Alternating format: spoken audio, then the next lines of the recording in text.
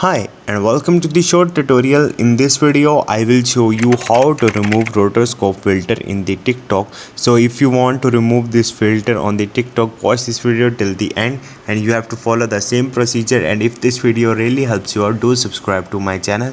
So first of all, you have to search for the TikTok and go to the discover, and from here you have to click on this search bar, and right here you have to type the rotoscope.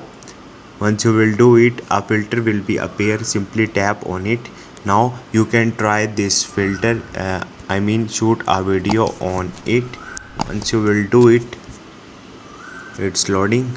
Okay, once you will do it, after that you can simply shoot a 15-second video. Once you will shoot a video, after that you have to click on the effects, and once you will do it, you can simply change the effect from here. So in this way you can remove rotoscope filter in the TikTok. Hope this video will helpful for you. If you have any question, you can ask me in the comment section, and don't forget to subscribe my channel. Thank you.